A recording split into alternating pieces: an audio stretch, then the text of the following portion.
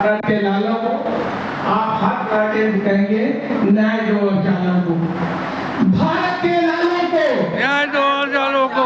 भारत के लालों को न्याय दो और जालों को। भारत के लालों को न्याय दो और जालों को।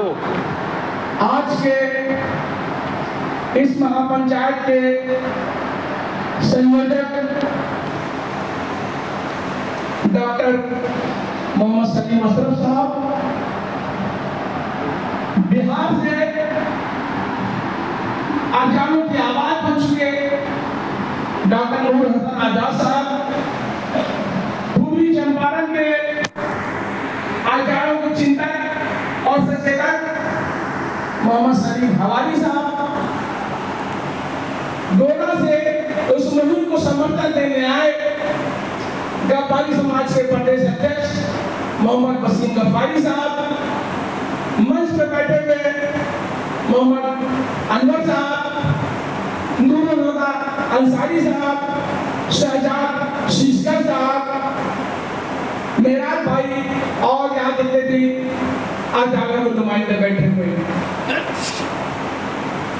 मुझसे देखी ना गई सरकसी अंधेरों की, फिर आफताब बन के निकलना पड़ा मुझे। समाज के सबसे दबे कुचले शोषित और वंचित समाज की इस तरह की महापंचायत हमें यह बताती है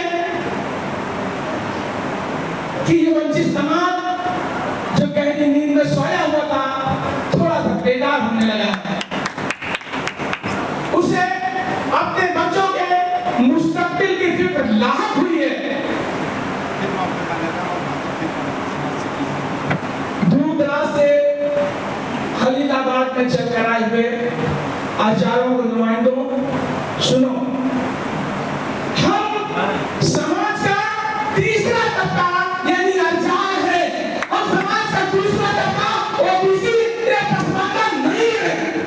हम समाज में, हर देश में, हर जगह तीन तबके होते हैं।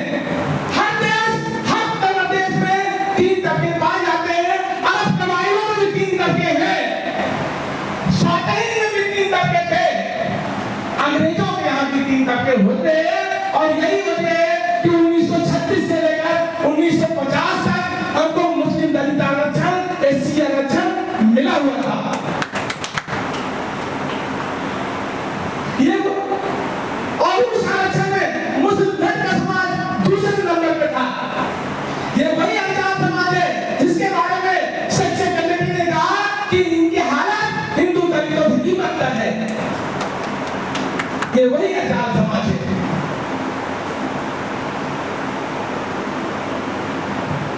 थोड़ी सी जागरूकता आई कि आजादों को सरकार और समाज दोनों जान गया। एक हमारी विडंबना है,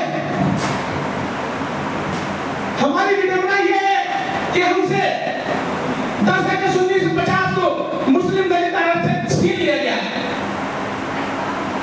इसीलिए उस दिन को हम काला दिन के रूप में मनाते हैं और आज इसीलिए हम लोग इकट्ठा हुए हैं कि 10 अगस्त को हम काला दिन के रूप में मनाएं। आज इसीलिए हम इकट्ठा हुए हैं। छीना तो बुद्धों से और सिखों से मिल गया था, लेकिन उनका दलित आरक्षण उनको वापस कर दिया गया। हमारे साथ नाइंसाफी की गई, हमको पहले तरीके के दौरान में पीछे छोड़ दिया गया, लेकिन ये काम भारत सरकार ने किया था। हमारी विडंबना ये, हमको कहते हुए बड़ा अफसोस हो रहा है कि आजादी के बाद आजादों ने भी अपने आप पर बहुत जुल्म किया। आजादों ने आजादी के बाद खुद को आजाद कहने से इनकार कर दिया और वो शेख, सैयद, मुगल, पठान बनने लगे, समाज की गालियां बटोरने लगे, कुरान और हदीस से मुनकिर हो गए, अल्लाह के एकांत को भूल गए। सही बुखारी की हदीस है कि जिसने जानबूझकर अपने नस्ब को अफजल बताने के लिए किसी दूसरे कबीले या दूसरे शख्स से अपनी निस्बत दी, उसने कुफ्र किया और कुफ्र करने वालों की जगह जहन्नम में, कुफ्र करने वालों की जगह जहन्नम में। कुरान में अल्लाह अपने नसब को बरकरार रखो। लेकिन अरजालों ने अल्लाह के हुक्म की हुक्म को भूली, उसकी बात मानने से इनकार कर दिया। मुसलमानों की भारत में जो आबादी है उसका 82%, कुछ लोग तो कहते हैं 84%, 82% आबादी अरजालों की है। कुल 18% सामान और ओबीसी यानी पसमानदा है। 80% अरजाल होकर भी अरजाल खुद को अरजाल नहीं मानता।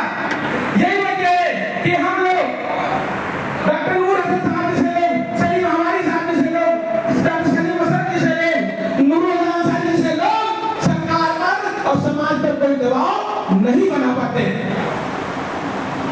इसलिए कि हम खुद को अरजाल नहीं मानते। मैं लगभग 12 स्टेट में करीब 20 मुस्लिम बिरादरियों के संपर्क में हूँ, उन पर काम कर रहा हूँ अल्पसंख्यक बहुजन समाज मूवमेंट के नाम से। मगर दबे पिछले लोगों की सोच फिक्र की कुछ नहीं होती है। वो लोग ये कहने से नहीं चूकते कि डॉक्टर जफारी साहब, डॉक्टर नूर हसन साहब, डॉक्टर सलीम हमारी साहब, सरफराजुद्दीन बंजारा साहब, डॉक्टर अख्तर हुसैन अब्बासी साहब जैसे लोग सिर्फ अपनी नेतागिरी चमका रहे हैं। अफसोस का मुकाम है। आज किसके पास इतना वक्त है? 1000 को 1000 कर देना आसान है, वक्त देना बहुत मुश्किल है। आप अपने दिल पर हाथ रख के सोचें, वक्त देना बहुत मुश्किल काम है। और एक बात यहाँ पर आप लोग जहन नसीब कर लें, सुन लें कि डॉक्टर भीमराव अम्बेडकर, माननीय काशीराम जी तब बने जब उनका समाज उनके